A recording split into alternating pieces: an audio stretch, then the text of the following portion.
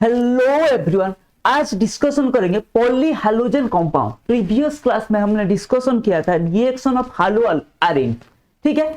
Then physical property उसके previous class में हमने डिस्कशन किया था। अगर किसी ने नहीं देखा है जाके देख सकते हो। तो आज का जर्नी पॉली हैलोजन कंपाउंड के साथ शुरू करेंगे, ठीक है। तो पॉली हैलोजन कंपाउंड क्या है? हमने तो हैलोजन कंपाउंड डिस्कशन किया था। अब ये पॉली हैलोजन कंपाउंड क्या है? मतलब more than one halogen compound, more than one halogen group उसमें प्रेजेंट रहता है, ठीक है। उसको हम पॉली हैलोजन, अगर टू रहेगा डाई हैलोजन, ऐसे ही हमारा पॉली हैलोजन कंपाउंड, ठीक है। Carbon compound containing more than one halogen atom. For example ये देखो, इसमें 4 हमारा 4 हैलोजन ग्रुप, इसमें 3 हैलोजन ग्रुप। ये सब क्या है भाई? ये सब हमारा पॉली हैलोजन कंपाउंड है, ठीक है। तो देखते हैं हमारा क्या क्या डिस्कशन करेंगे। एक करेंगे डाइक्लोरोमीथेन, ट्राइक्लोरोमीथेन, ट्राईआइडोमीथेन, टेट्राक्लोरोमीथेन, फेरॉन्स एंड हमारा डीडीटी। इन 6 पॉलीहैलोजन कंपाउंड के बारे में हम डिस्कशन करेंगे। उसका यूजेस क्या है, ठीक है, और उनका हार्मफुल इफेक्ट क्या है, ये सब के बारे में हम डिटेल्स में डिस्कशन करेंगे। तो चलिए फिर शुरू करते हैं। पहले डाइक्लोरोमीथेन। डाइक्लोरोमीथेन का हम स्ट्रक्चर देखेंगे, यूजेस देखेंगे एंड हार्मफुल इफेक्ट, ठीक है। पहले इसका स्ट्रक्चर क्या होता है? डाइक्लोरोमीथेन मतलब क्या है? 2 क्लोरो लगा होगा सर, डाइक्लोरो ये होता है डाइक्लोरोमीथेन, ठीक है। डाइक्लोरोमीथेन का यूजेस क्या है? ये पेंट रिमूवर हो सकता है, propellant in aerosol, metal cleansing, as a solvent, ठीक है। एज ए सॉल्वेंट के हिसाब से यूज हो सकता है। मेटल क्लीजिंग, मेटल को क्लीन करने के लिए यूज होता है। पेंट रिमूवर के लिए यूज होता है, ठीक है। प्रोपेलेंट इन एरोसॉल में यूज होता है, ठीक है। देन इसका हार्मफुल इफेक्ट क्या है? Slight hearing and vision impairment, ठीक है। Harms the human nervous system, nausea, tingling and numbness in the finger and touch, ठीक है। ये थोड़ा हमारा देखने और सुनने का कैपेबिलिटी को थोड़ा हमारा क्या कर सकता है? स्लाइट डैमेज कर सकता है। सेंट्रल नर्वस सिस्टम को भी ये डैमेज कर सकता है। न्यूसिया डिजीज है, उसको भी ये इसकी वजह से होता है, ठीक है। तो देख लो, बस इसका इतना रिएक्शन वगैरह कुछ नहीं है। Direct contact can cause burning and mild redness on skin, ठीक है।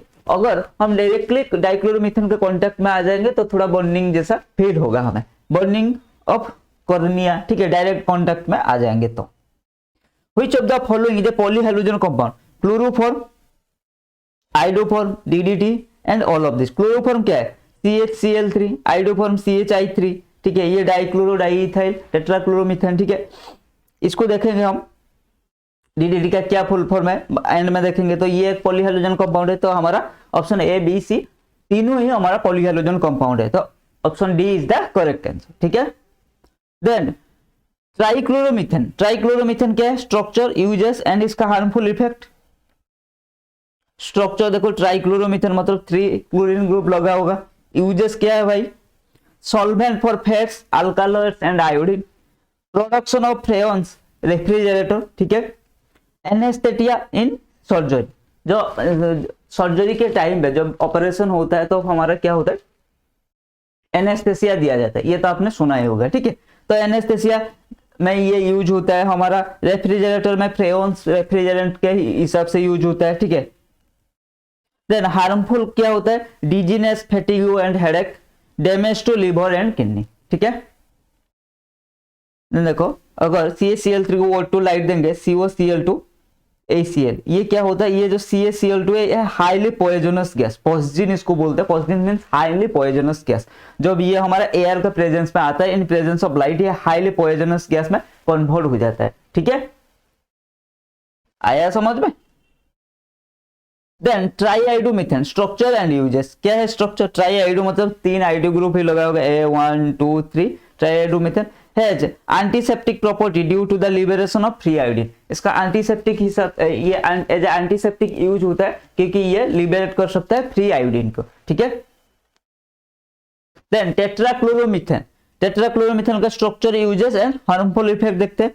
ये होता है हमारा टेट्राक्लोरोमीथेन मतलब 4 ही क्लोरीन ग्रुप, 4 क्लोरीन ग्रुप लगेगा, ठीक है। यूजेस क्या है? Manufacture of refrigerants and propellants for the aerosol cans, feedstock in the synthesis of chlorofluorocarbons, ठीक है।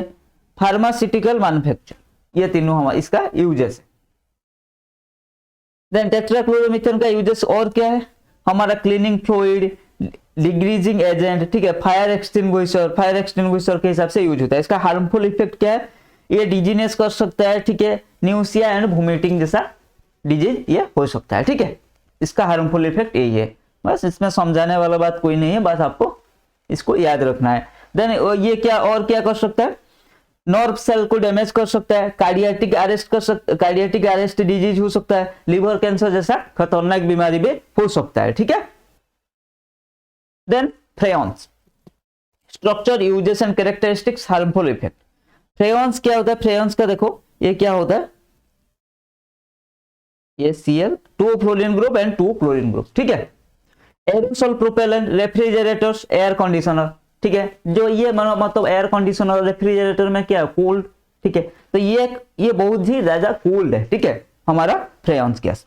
इन stratosphere freons is able to initiate radical chain reaction that can offset the natural ozone balance. आपने सुना होगा, इसको हम क्या बोलते हैं, फ्रेयॉन्स का अलग नाम क्या है, क्लोरोफ्लोरोकार्बन गैस, CFC, ठीक है। ये तो आपने सुना ही होगा, जो आपका ओजोन लेयर को डैमेज करता है। और ये कहाँ का यूज होता है, हमारा जनरली रेफ्रिजरेटर, हमारा एयर कंडीशनर, इसमें ज्यादातर ये यूज होता है, क्योंकि हमारा जो उसमें जो कोल्ड आ रहा है, मतलब उसको यूज क्यों कर रहा है, एयर कंडीशनर को कोल्ड रखने के लिए, तो ये इसके लिए काम करता है। तो इसका और एक नाम है क्लोरोफ्लोरोकार्बन गैस, जो आप सब जानते हो। तो ये क्या करता है, हमारा ओजोन, ये क्या करता है, देखो, फ्रेयॉन्स इज एबल टू इनिशिएट एक रेडिकल चेन रिएक्शन हो जाता है that can offset the natural ozone balance. इसका डिटेल्स डिस्कशन हम एनवायरमेंटल केमिस्ट्री में डिस्कशन करेंगे, ठीक है, कैसे फ्रेयॉन्स हमारा ओजोन लेयर को किस रिएक्शन की वजह से ये डिस्ट्रॉय कर रहा है, उसको एनवायरमेंटल केमिस्ट्री में पढ़ेंगे, ठीक है।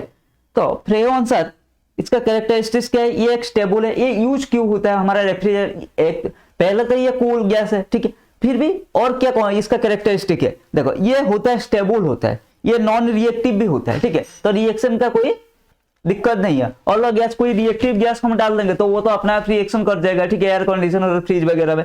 तो इसलिए ये क्या होता है, ये स्टेबल होता है, जितना ज्यादा स्टेबल होगा उतना ही ये लेस रिएक्टिव होगा। तो ये नॉन रिएक्टिव होता है एंड नॉन टॉक्सिक भी होता है एंड लिक्विफाइबल गैस, इजीली लिक्विफाई कर सकते हैं इसको। ये नॉन टॉक्सिक होता है, नॉन रिएक्टिव होता है एंड स्टेबल गैस होता है। ये 3-4 कैरेक्टर से इसको खास बनाता है। हम एयर कंडीशनर और फ्रिज वगैरह में इसको क्यों यूज करते हैं, ठीक है। देन डीडीटी का देखते हैं, structure, uses and harmful effect. देखो डीडीटी स्ट्रक्चर इसका देखो,